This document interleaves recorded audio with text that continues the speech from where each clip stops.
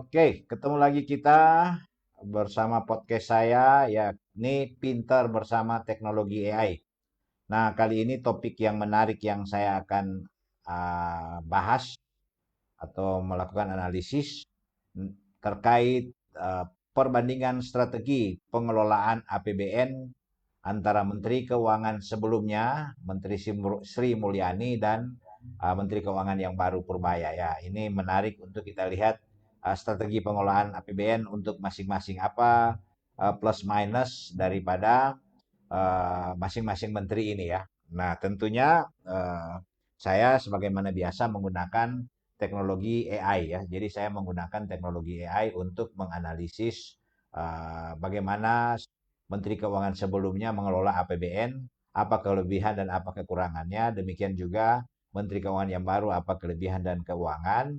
Kemudian mana yang baik dan itu yang mungkin yang perlu dilanjutkan dari hal-hal yang mungkin baik dari kedua menteri ini itu yang akan bisa dikombinasikan dan sebagaimana biasa saya menggunakan teknologi AI dalam analisis uh, strategi pengelolaan APBN menurut Sri Mulyani dan menurut Purbaya. Oke, mari kita langsung saja ini kita masuk saja ya.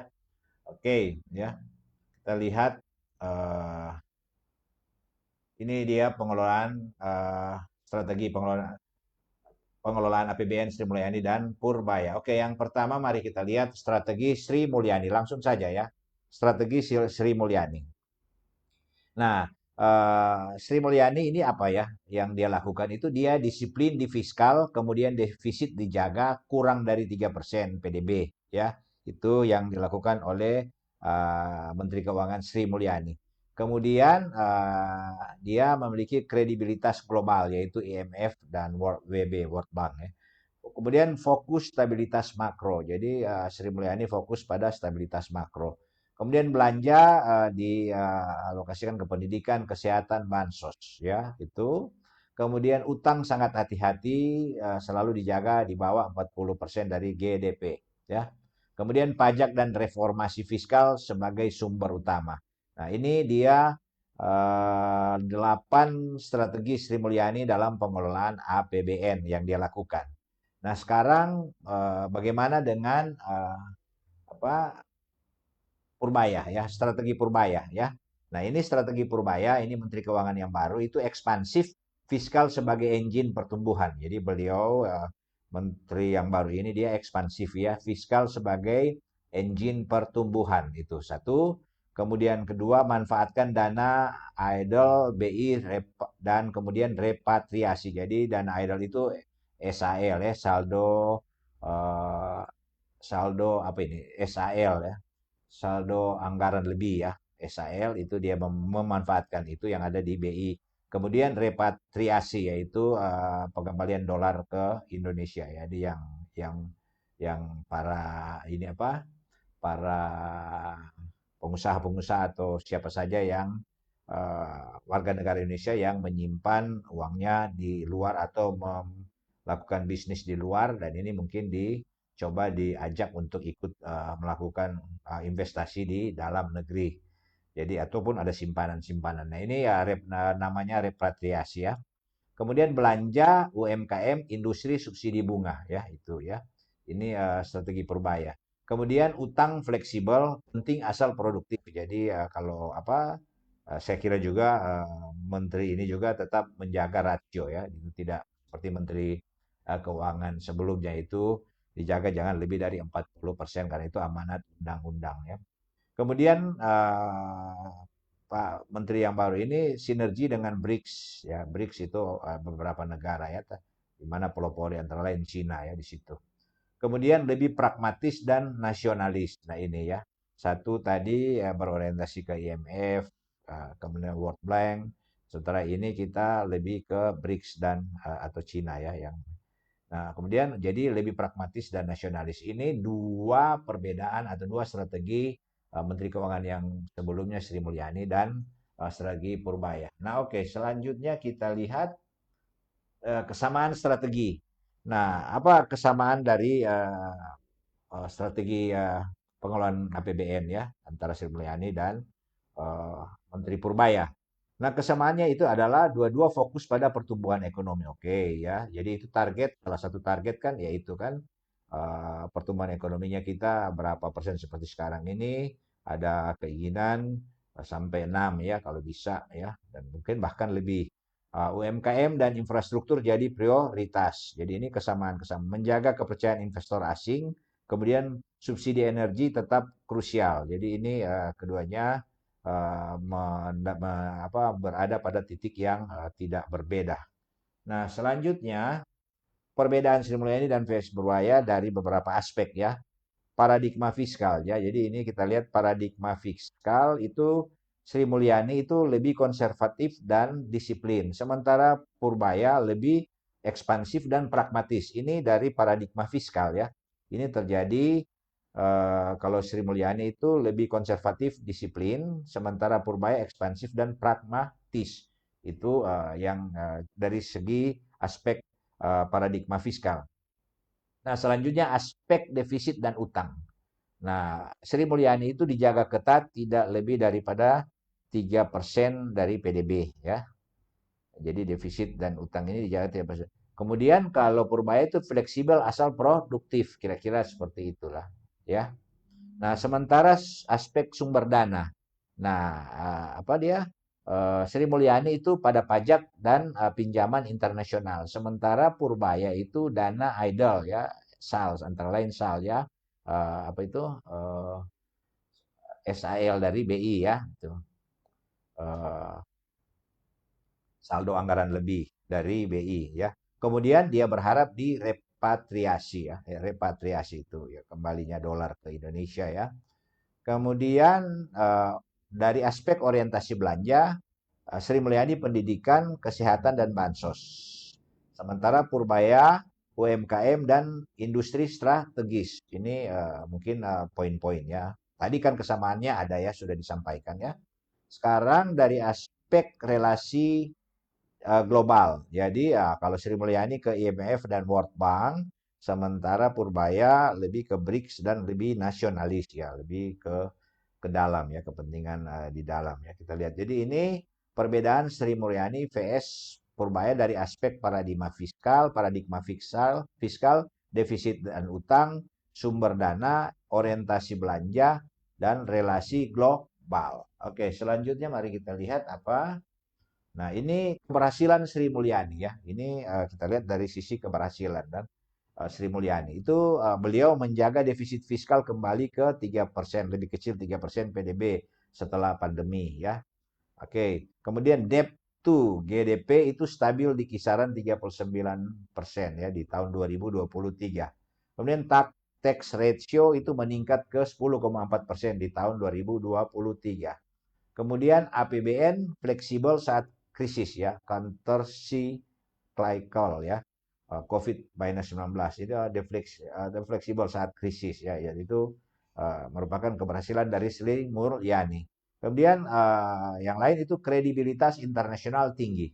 Jadi peringkat utang Indonesia tetap investment grade, artinya masuk dalam tidak investment grade ya. Nah, ini keberhasilan Sri Mulyani. Nah, sekarang kan Purbaya, walaupun dia masih baru, tapi ini sudah bisa terlihat langsung hasilnya ya. Antara lain mendorong penggunaan dana idle BI, dana SAL ya, BI untuk saldo anggaran lebih ya dari BI untuk stimulus 200 triliun ya. Ada juga yang program yang baru yaitu 16,4 triliun yaitu namanya program 8 tambah 4 tambah 5.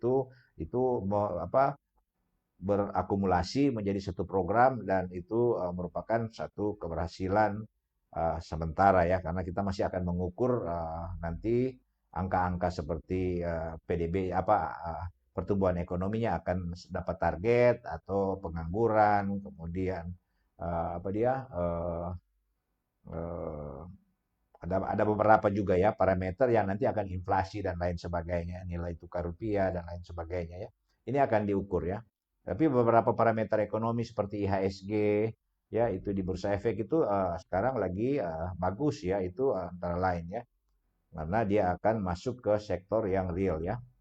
Nah itu, jadi fokus pembiayaan UMKM dan subsidi bunga kredit. Jadi ini ya keberhasilan Purbaya sehingga sekarang kan suku bunga kan turun ya. Kita lihat BI sudah menurunkan suku bunga ya itu ya karena ada likuiditas yang tinggi ya supaya dia bisa berputar ya. Nah, kemudian yang ketiga meningkatkan repatriasi dana luar negeri awal 2025 ada komitmen besar. Nah, ini kalau dia berhasil ini sangat bagus ya. Walaupun saya sudah melakukan kajian lewat menggunakan teknologi AI, tingkat keberhasilannya ada tapi tidak signifikan sampai ya target-target. Tapi paling tidak ini akan memberikan kontribusi ya. Itu merupakan satu keberhasilan Menteri Keuangan yang baru ya. Kemudian selanjutnya itu APBN diarahkan untuk percepatan infrastruktur strategis. Jadi digenjot infrastruktur strategis ya karena apa ya? Karena untuk melaksanakan apa ini uh, apa injeksi ini sisa saldo anggaran lebih dan program Lapang plus 4 plus 5 dua kendala yang paling utama yaitu kesiapan sumber daya manusia ya birokrasi lah masyarakat lah. Kemudian sumber daya yang ada di bank karena ini kan dialokasikan lewat 5 bank himbara kan. Nah itu ini SDM-nya betul-betul harus profesional dan ya walaupun dia profesional apakah dia mampu melaksanakan misalnya satu bank itu di kurang lebih ada yang dapat 50 triliun. Nah ini apakah dia mampu mengalokasikan itu dan berhasil. Nah ini nanti kan kita lihat. Nanti parameter-parameter ini kan akan diukur dan sebelum dalam podcast saya kan sudah ada prediksi-prediksi ya. Keberhasilannya ada di angka 50 sampai 85. Karena antara lain ada masalah SDM, kesiapan SDM dan infrastruktur. Maka Menteri Purbaya sudah memperhitungkan itu saat dia menambah likuiditas bank, maka infrastruktur juga harus disiapkan agar supaya SDM juga mungkin harus lebih dioptimalkan lagi sehingga capaiannya bisa menuju ke 85% antara pertumbuhan antara lain parameter inflasi terkendali, pertumbuhan ekonomi bisa 6 atau bahkan lebih, ya itu lebih bagus lagi ya. Semua ini target-target yang angka pengangguran turun dan lain sebagainya itu parameter-parameter ukur keberhasilan dari setiap program kan ujung-ujungnya kita akan mengukur di sana ya. Ini kan baru program, tapi ini sudah dianggap suatu keberhasilan dari Menteri Keuangan yang baru. Kalau Menteri Keuangan yang lama kan Sri Mulyani tadi sudah bisa kita lihat kan hasilnya. Nah itu. Kemudian yang keberhasilan Purbaya yang lainnya itu lebih dekat dengan BRICS China untuk diversifikasi pembiayaan. Ini agak berbeda dengan Menteri Keuangan Sri Mulyani ya, dia lebih ke IMF dan World Bank ya. Oke, itu keberhasilan dari Purbaya dan Sri Mulyani.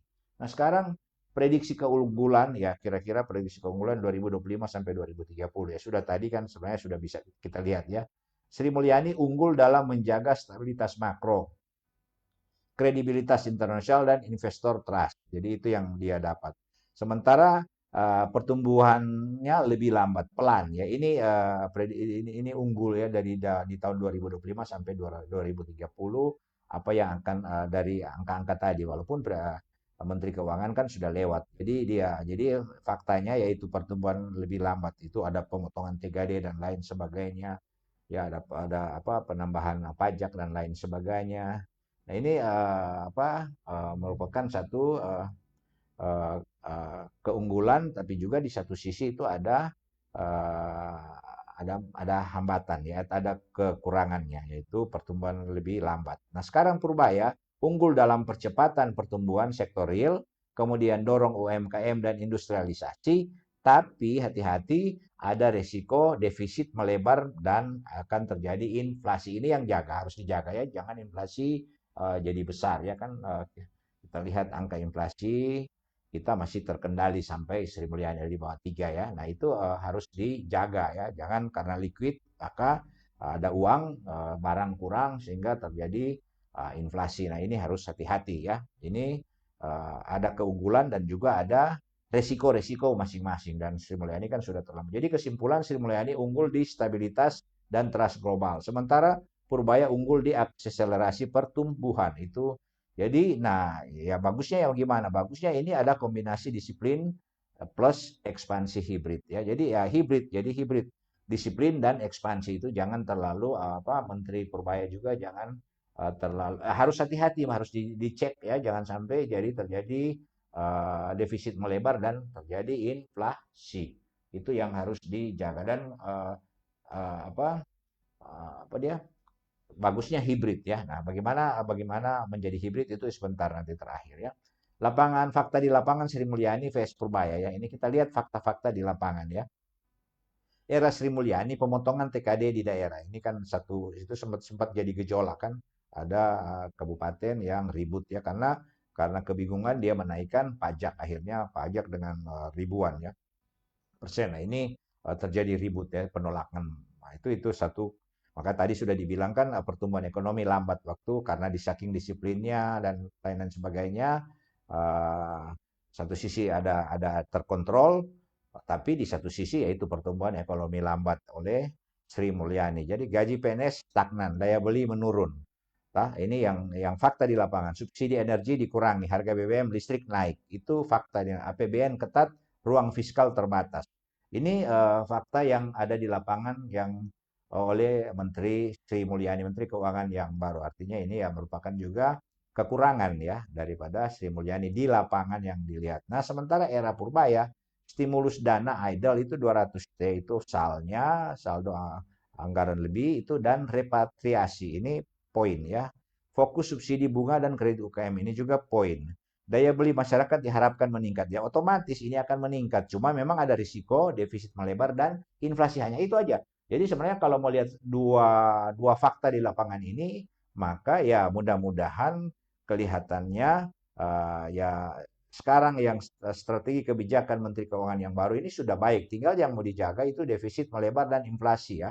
Itu satu. Kemudian kesiapan. Nah, untuk supaya itu tidak terjadi, maka jangan sampai karena liquid itu apa dia di lapangan itu sumber daya manusianya tidak siap, maka akan keberhasilannya akan tidak optimal karena sesuai prediksi AI kan dia hanya kurang lebih maksimal 85% keberhasilan dari program-program yang sudah jalan karena hambatan-hambatan atau risiko tadi ya infrastruktur dan SDM-nya. Oke. Nah, sekarang saran dari fakta lapangan ya. Pertama ini yang menurut AI. Jadi sekarang kita lihat ada kelemahan-kelemahan dari Menteri Keuangan sebelumnya, tapi juga ada keunggulan disiplin antara lainnya. Jadi kalau mau lihat paling paling utama itu disiplin anggaran sehingga itu kan terkontrol ya pertumbuhan ekonominya ya. Nah, tapi di satu sisi tadi ada banyak fakta di lapangan itu seperti TKD, kemudian kenaikan pajak dan lain sebagainya sehingga menimbulkan pertumbuhan ekonomi jadi lambat dan ada gejolak sosial. Nah, sementara dari Purbaya ini lebih langsung ke istilahnya langsung door to door ya istilahnya. Nah, ini tapi ada risiko inflasi harus dijaga ya jangan sampai terjadi begitu. Nah, itu. Kemudian saran dan fakta lapangan. Jadi hindari pemotongan TKD yang memukul daerah dan ASN kecil itu ya. Oke, saya kira ini akan sepertinya sudah tidak ada ya dari berita-berita terakhir saya melihat sudah tidak ada. Kemudian ASN juga itu sekarang bahkan ada kenaikan ya dari informasi di media sosial itu akan kenaikan gaji ya untuk ASN. Nah, ini kan bagus toh. Baru ada injeksi ke kredit UMKM di lapangan dan lain sebagainya. Demikian ya, pengelolaan infrastruktur ke yang produktif untuk menjalankan penggunaan-penggunaan yang anggaran-anggaran saldo anggaran lebih ini. Oke. Kedua, tingkatkan daya beli masyarakat melalui belanja produktif bukan hanya bansos. Jadi jangan hanya bansos tapi melalui belanja produktif sehingga terjadi perputaran ekonominya semua merasakan manfaatnya ya. Oke. Gunakan dana idle dan repatriasi dengan transparan dan akuntabel. Ini catatan ya. Jadi jangan dana idle ini seperti termonitor kan misalnya sebelumnya anggaran sebelumnya untuk MGB maka MBG itu makan bergizi gratis kan belum terrelasi dan menteri kan sudah mewanti-wanti departemen mana yang anggarannya tidak terrealisasi dia akan tarik ya tidak programnya tidak ada indikasi akan segera dijalankan dia bisa menarik untuk dialokasikan ke yang lebih yang produktif. Jadi itu ya. Oke, kemudian jaga keseimbangan ekspansi fiskal, tidak boleh memicu inflasi berlebihan. Jadi akibat ekspansi fiskal ini yaitu dari itu UMKM dan lain sebagainya, pembayaran infrastruktur produktif dan lain sebagainya, maka jangan sampai terjadi inflasi yang berlebihan ya, karena liquid. Kembangkan sistem subsidi yang tepat sasaran, energi dan bunga kredit. Jadi ini ya. Yang kelima, kembangkan sistem subsidi yang tepat sasaran, yaitu seperti energi dan bunga kredit. Dan ini sudah ya, saya lihat uh, rentetan daripada program yang dilakukan injeksi 200T dan program 8 plus 6, 8 plus 4 plus 5 ini yang 16,4 triliun itu kurang lebih seperti itu sudah di rentetan kegiatan-kegiatan ya ini sudah mulai dirasakan kan sudah mulai jadi semua itu lebih ditingkatkan lagi, jadi semua saling mendukung, tinggal SDM ya, tinggal SDM aja yang kesiapan infrastruktur dan SDM ini yang perlu, tapi infrastruktur kan tadi akan menggunakan anggaran ini untuk infrastruktur yang produktif.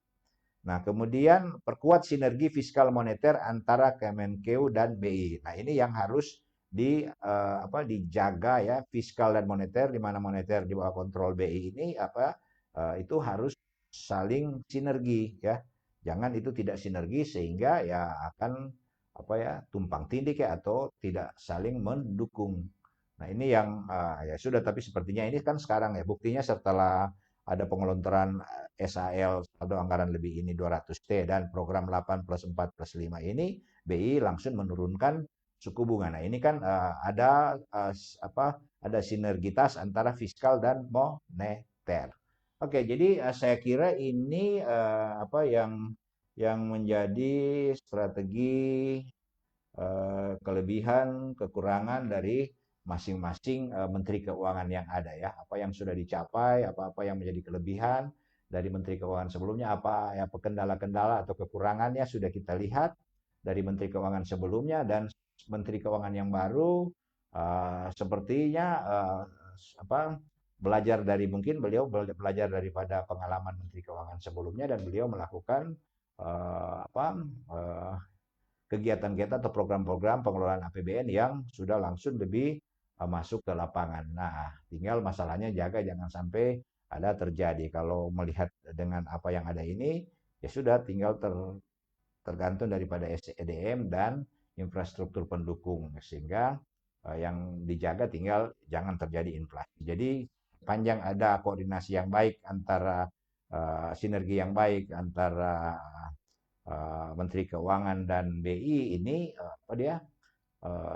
maka sinergi antara fiskal dan moneter, nah ini akan sangat powerful untuk mencapai, sesuai prediksi saya sebelumnya, akan mencapai angka keberhasilan 85% dari beberapa aspek yang seperti saya katakan tadi ya, mulai dari pertumbuhan ekonominya bisa mencapai 6%, kemudian rasio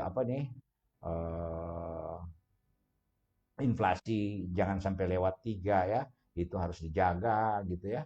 Jadi disiplin daripada Menteri Keuangan, kemudian fleksibilitas ekspansi daripada Menteri Keuangan yang baru ini, wah ini kalau digabungkan ini akan bisa menembus sampai keberhasilan sampai 85%, dan hasilnya bisa langsung dirasakan oleh masyarakat ya. Daya beli akan jadi semakin naik dan seterusnya. Saya kira ini yang bisa saya sampaikan. Semoga bisa bermanfaat bagi kita. Sekali lagi ini adalah kajian yang saya olah menggunakan teknologi AI, menggunakan OpenAI, dalam hal ini ChatGPT ya. Analisis yang dia lakukan, saya hanya prompt, meminta, kemudian coba membandingkan, kemudian sedikit saya analisis, ya sudah. Walaupun ini bukan background saya, tapi paling tidak itulah kelebihan daripada AI, yaitu kita bisa menjadi pinter dengan menggunakan teknologi AI. Seperti visi saya, mari kita pinter bersama teknologi AI. Kita manfaatkan teknologi ini untuk hal-hal yang positif, yang menunjang atau membuat orang semakin pintar. Jadi bukan kita gunakan untuk hal-hal yang salah seperti membuat deep fake dan lain sebagainya, atau menggunakan di sektor-sektor kejahatan. Nah, itu jangan. Mari kita gunakan teknologi AI ini untuk menambah skill kita untuk supaya kita bisa berkompetisi di pasar kerja. Jadi ya ini semua saya lakukan bukan untuk apa ya, ini cuma hanya untuk membuat kita atau bangsa Indonesia walaupun kecil, saya tahu ini apa yang saya lakukan ini hanya kecil sekali, tapi ya mudah-mudahan itu ada manfaat bagi orang yang mau belajar dan mau beradaptasi dengan perkembangan teknologi, antara lain teknologi AI yang suka atau tidak suka akan menggantikan banyak pekerjaan di lapangan, tapi AI juga itu akan banyak membuka lapangan kerja tapi di sektor AI. Nah, ini yang kita harus beralih ya, harus beralih dan harus harus beradaptasi. Kalau tidak kita akan ketinggalan. Oke, sekian dan terima kasih. Sampai ketemu lagi di podcast saya yang lain.